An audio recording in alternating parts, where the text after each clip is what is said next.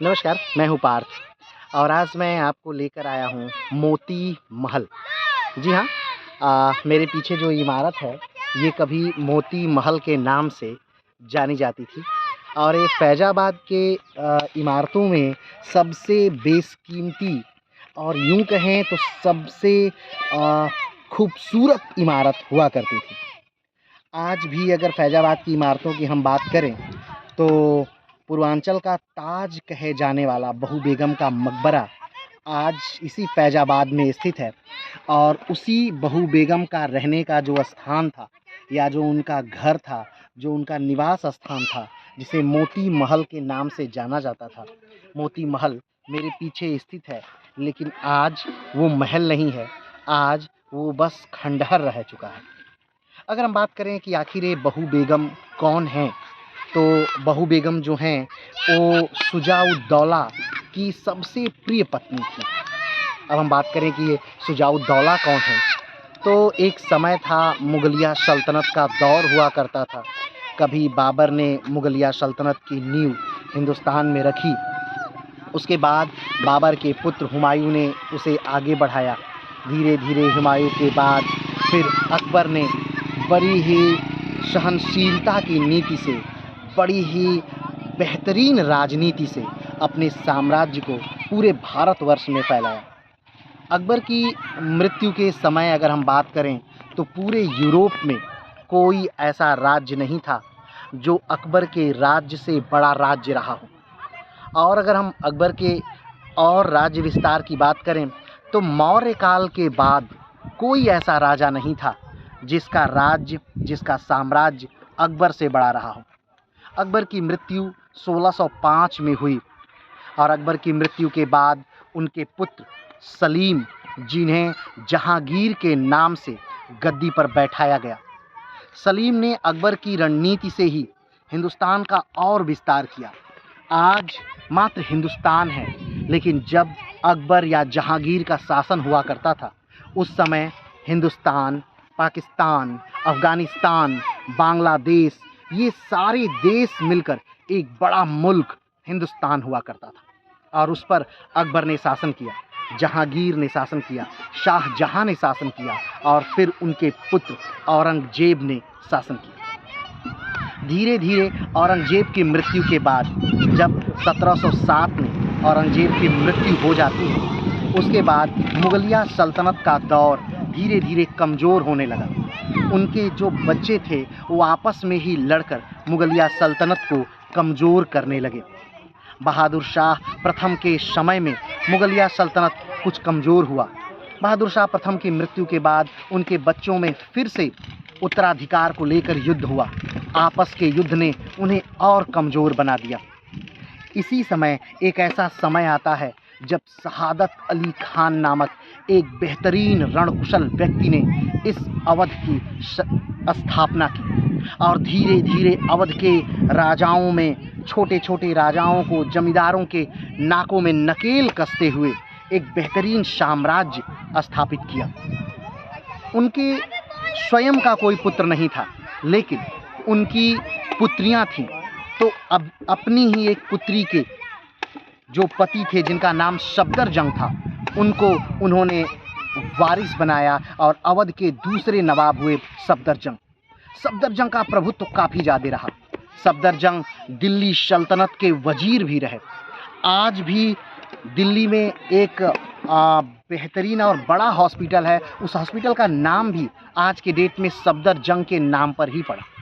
लेकिन फिर वही आपसी मनमुटाव और आपसी झगड़े ने सफदरजंग को फिर से अवध भेज दिया। सफदरजंग की मृत्यु के बाद शुजा-उद-दौला, जो सफदरजंग के पुत्र थे, उन्होंने अवध की गद्दी को संभाली और शुजा-उद-दौला ने एक बेहतरीन ढंग से कार्य किया। कहा जाता है कि जब पानीपत का तीसरा युद्ध हुआ, यानी कि 1761 में पानीपत का तीसरा युद्ध, उस समय शुजा-उद-दौला ने मराठों के खिलाफ लड़ाई लड़ी। उस युद्ध में मराठे हारे और मराठाओं की कमर टूट गई। उसके बाद मराठा शासन फिर कभी उठ नहीं पाया। शुजा-उद-दौला को बड़ा झटका तब लगा जब अंग्रेज़ों से प्लासी के बक्सर के युद्ध में शुजाउद्दौला की संयुक्त टीम हार गई।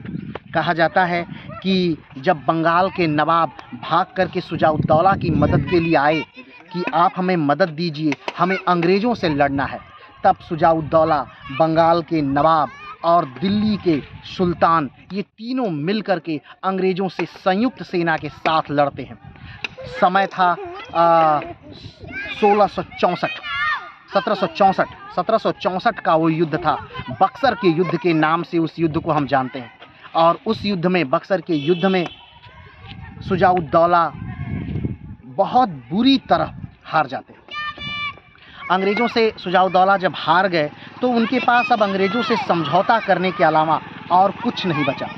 उसके बाद एक संधि होती है जिसे इलाहाबाद की संधि के नाम से जाना जाता है। 1665 में इलाहाबाद की संधि होती है।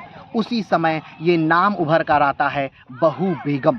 बहू बेगम ने अंग्रेज़ों की पूर्ति के लिए, यानी अंग्रेज़ों ने इतने ज़्यादा इन पर प्रतिबंध लगा दिए, इतने ज़्यादा इन पे कर्ज से इनको लाभ दिया कि बहू बेगम ने अपना सारा धन दे करके शुजाउद्दौला को कम से कम बचाया।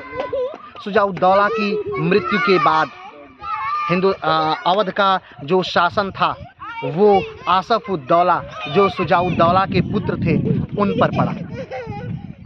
आसफ़-उद-दौला ने, अगर देखा जाए, आसफ़-उद-दौला जो थे उन्होंने शुजाउद्दौला की जगह तो ली, लेकिन वो शुजाउद्दौला जैसे काबिल नहीं थे।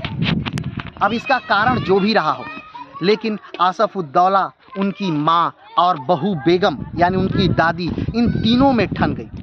आसफ़-उद-दौला ने अंग्रेज़ों का साथ दिया और अपनी माँ को, कहा जाता है कि लुटवा दिया। बुरी तरह अंग्रेज़ों ने आसफ़-उद-दौला को लूटा। इसे अवध के बेगमों की लूट के नाम से जाना जाता है। और अवध में ये बहुत प्रसिद्ध है कि बेगमों की लूट नहीं, यहाँ पर बेटे ने माँ को लूटा। और आसफ़-उद-दौला ने अपनी पकड़ बनाने के लिए, क्योंकि ये जो फैज़ाबाद का क्षेत्र था, इसको कहीं न कहीं शुजाउद्दौला ने ही एक तरह से बसाया था। तो आसफ़-उद-दौला ने अपनी पकड़ बनाने के लिए यहाँ से राजधानी बदल दी। फैज़ाबाद जो राजधानी हुआ करता था, जो अवध का दिल हुआ करता था, वहाँ से राजधानी बदल करके लखनऊ लेकर के चले गए। यहाँ की शासन व्यवस्था उनकी माँ यानी बहू बेगम देखती रहीं और वहाँ की शासन व्यवस्था यानी आसफ़-उद-दौला देखते रहे। धीरे धीरे अंग्रेज़ों ने कहीं न कहीं आसफ़-उद-दौला को भी बहुत परेशान किया, आसफ़-उद-दौला को भी लूट करके निढाल कर दिया। आज हम जिस मोती महल के सामने खड़े हैं, कभी ये अवध का की धड़कन हुआ करती थी। भारत की उस समय की सबसे ज़्यादा अमीर महिला जो थी वो बहू बेगम थी और ये उनका रहने का घर हुआ करता था, मोती महल। आप महल के नाम से ही समझ सकते हैं ये इमारत कितनी भव्य रही होगी।